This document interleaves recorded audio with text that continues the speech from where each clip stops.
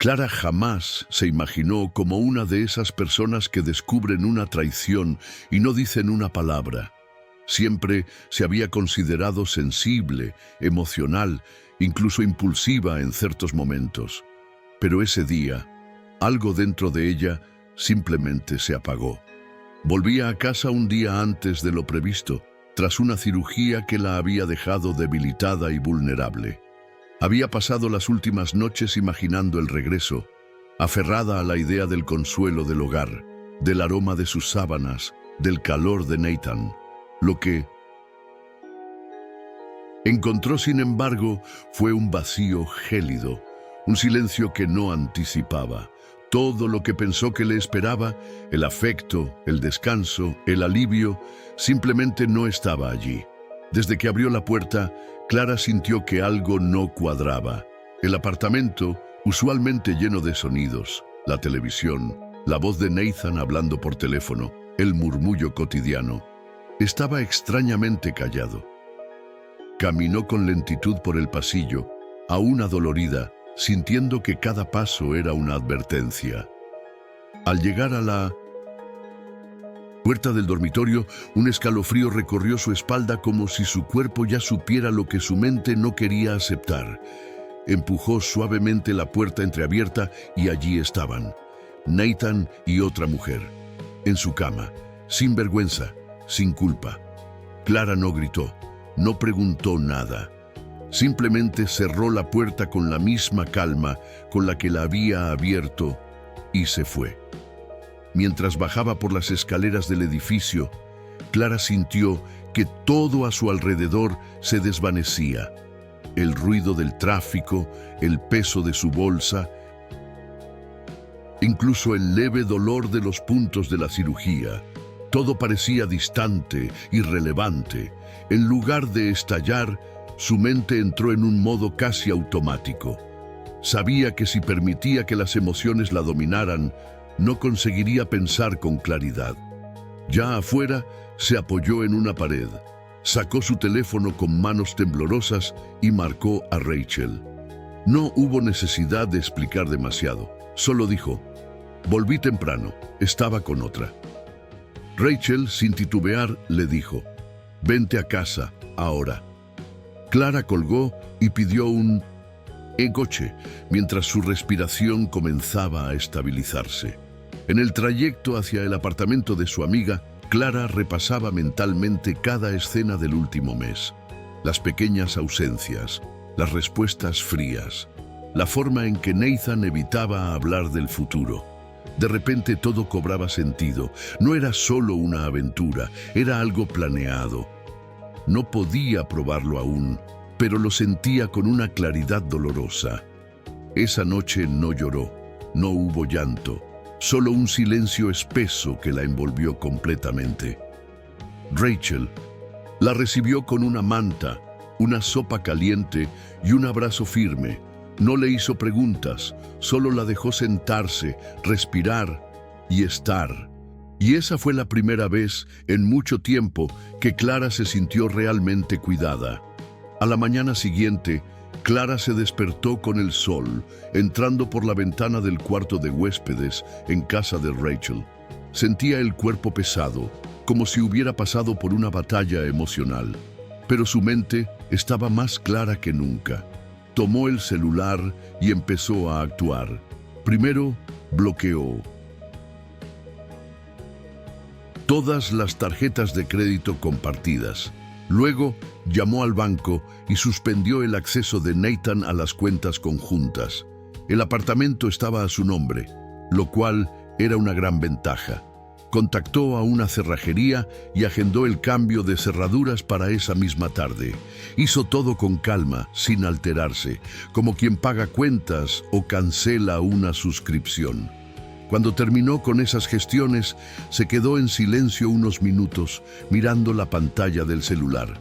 Pensó en todo lo que habían construido juntos. Los viajes, los cumpleaños, las promesas. Nada de eso parecía real ahora. Era como ver escenas viejas de una película que ya no le pertenecía. Pidió una maleta prestada a Rachel. Regresó al apartamento antes de que Nathan pudiera presentarse y empezó a empacar todas sus cosas, prenda por prenda, libros, dispositivos, documentos. Separó todo con cuidado, sin destruir nada.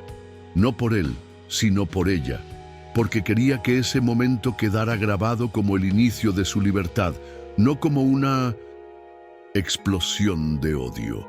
Cuando terminó de empacar, dejó las maletas junto a la puerta. Aún faltaban unas horas para que llegara el cerrajero, así que aprovechó ese tiempo para retirar cualquier rastro sentimental del lugar. Fotos en marcos, recuerdos de viajes, cartas dobladas en cajones. Todo fue a parar a una caja que cerró con cinta y guardó en el fondo del armario. No estaba lista para decidir qué haría con eso, pero no quería verlo más. Cuando el cerrajero llegó, lo recibió con una serenidad que hasta a ella le sorprendió. Él hizo su trabajo rápido, cambió la cerradura principal y le entregó las nuevas llaves. Clara sintió una paz rara al girar esa cerradura por primera vez, como si realmente algo hubiera terminado. Al caer la tarde, con todo ya resuelto, se sentó en el sillón del living y se quedó ahí, en silencio. El apartamento vacío otra vez le parecía distinto, más liviano, más suyo. Nathan aún no había intentado contactarla. Quizás no se había dado cuenta de que había vuelto antes, pero Clara sabía que ese momento llegaría y que él nunca imaginaría una reacción tan silenciosa. Decidió que no contestaría llamadas ni respondería mensajes. El silencio sería su respuesta. Tomó el celular, eliminó su número de favoritos, bloqueó notificaciones, lo sacó de su mundo. Y por primera vez desde que salió del hospital, respiró profundo. Estaba, finalmente, en control. Al día siguiente, Nathan intentó entrar al apartamento. Clara lo supo por las cámaras de seguridad que Pace había instalado discretamente hacía un par de meses, cuando empezó a sentir que algo no andaba bien en su relación. Lo vio parado frente a la puerta, confundido, revisando sus llaves una y otra vez, como si no pudiera aceptar que ya no encajaban. Luego notó las maletas a un costado. Su expresión cambió. Pasó del desconcierto a la ira, y de la ira a algo que ella no esperaba: miedo. Nathan golpeó la puerta, llamó su nombre, dejó varios mensajes de voz en tono desesperado, pero Clara no contestó. Ni una sola vez. Las primeras llamadas fueron de sorpresa. Después vinieron los mensajes emotivos, las excusas baratas, los intentos de victimizarse. Clara los escuchó todos, una sola vez, sentada en el sofá, con la cara seca y la mirada firme. Luego los borró. No le debía ninguna explicación, no a un hombre que había planeado su traición con frialdad, esperando que ella volviera del hospital más frágil para poder ejecutar su jugada. Con Rachel a su lado, Clara se sentó frente al computador y comenzó a preparar todos los documentos para iniciar el divorcio. Tenía todo a su favor y por primera vez se sentía respaldada por la ley, por la verdad y por ella misma. Rachel, además de ser su mejor amiga, tenía la mente legal más aguda que Clara conocía. Se sumergió de lleno en los papeles, contratos y movimientos bancarios, y lo que descubrió fue aún más cruel de lo que imaginaban. Nathan había consultado a abogados meses antes de la cirugía de Clara. Su plan era dejar que ella pagara la hipoteca casi por completo, para después reclamar la mitad legalmente como si nada. Clara sintió una mezcla entre náusea y alivio. Náusea por la frialdad con que él la había traicionado y alivio por haberse ido a tiempo sin permitirle ejecutar completamente su estrategia. Durante las semanas siguientes, Clara vivió en un estado de alerta emocional. Todo lo que hacía tenía un propósito: vender el apartamento, cortar los lazos legales y recuperar su identidad. Había noches en que se Despertaba con el pecho apretado, como si su cuerpo aún recordara el peso del engaño. A veces, al mirar una foto vieja en su celular, tenía que respirar hondo para no volver a sentir culpa por haber confiado tanto. Rachel la acompañaba a todas las reuniones legales y cada paso que daban era como ir recogiendo las partes que Nathan había intentado desarmar. Clara no solo quería salir de esa relación, quería hacerlo fuerte, consciente y con las puertas bien cerradas. El apartamento se vendió mucho antes de lo previsto. La transacción fue limpia, rápida y simbólica. Para Clara, deshacerse de aquel lugar era más que una operación inmobiliaria. Era romper con todo lo que la había mantenido atrapada emocionalmente. Con el dinero, pagó las últimas deudas que quedaban y se permitió buscar una nueva vivienda sin el peso de un pasado reciente. Eligió un departamento más pequeño, luminoso, en una zona donde nadie la conocía. Decoró todo con calma, eligiendo cada mueble como si estuviera escribiendo una nueva historia. Las paredes blancas le ofrecían paz y cada planta que colocaba en el balcón le recordaba que aún podía hacer crecer cosas bonitas. Fue en medio de ese proceso de reconstrucción personal que conoció a Michael. Apareció en una reunión profesional en una empresa de diseño donde Clara había comenzado a colaborar como consultora freelance. Michael era distinto.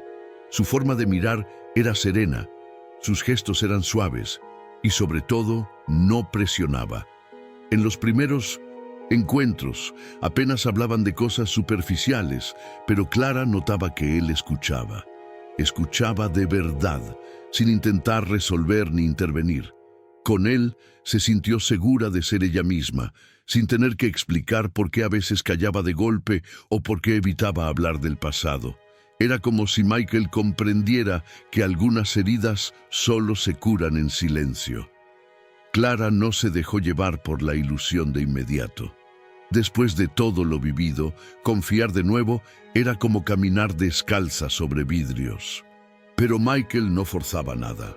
Se presentaba con paciencia, sin expectativas, y poco a poco fue convirtiéndose en una presencia constante. Había tardes en las que simplemente caminaban por el parque, sin hablar demasiado. Compartían silencios sin que pesaran, y eso fue lo que más la sorprendió. Él no la empujaba a abrirse, ni la juzgaba por evitar ciertos temas. Solo estaba ahí, firme, sin invadir, y ese respeto caló profundo. Clara entendió que amar no era apresurar, sino acompañar el ritmo del otro sin intentar cambiarlo. A medida que pasaban los meses, Clara notaba transformaciones sutiles en su día a día. Volvía a despertarse sin ansiedad, dormía mejor y a veces incluso se sorprendía riendo con ganas frente a cosas simples. Retomó antiguos hábitos, como leer en las noches o cocinar para sí misma con cariño. Pero lo más simbólico fue cuando, una tarde lluviosa, desempolvó sus pinceles. Había dejado de pintar años atrás, sintiendo que ya no tenía nada que expresar. Pero ese día, sin planearlo, frente a un lienzo en blanco, empezó a trazar colores sin miedo. No le importaba si era bonito o no. Solo necesitaba sentir que algo dentro de ella volvía a respirar. En paralelo, el proceso legal con Nathan avanzaba sin tropiezos. Gracias a la meticulosa preparación de Rachel, Clara tenía todos los documentos en regla, las pruebas necesarias y una estrategia sólida. Nathan, al ver que no podía intimidarla ni manipularla como antes, empezó a lanzar intentos desesperados, mensajes largos llenos de nostalgia, correos pidiendo perdón, incluso cartas a mano, pero ella no contestó ninguno. No porque no doliera, sino porque sabía que cualquier grieta que abriera podía volverse una herida. Su silencio era su armadura, y más que venganza, era una forma de proteger lo que tanto había costado reconstruir, su paz. Cuando finalmente el divorcio fue aprobado, Clara no sintió euforia ni alivio inmediato. Fue más bien un silencio hondo, una sensación de espacio vacío que ahora le pertenecía. No hizo fiesta ni lo compartió en redes. Simplemente se sirvió una copa de vino, se sentó en su balcón y dejó que la brisa le acariciara el rostro.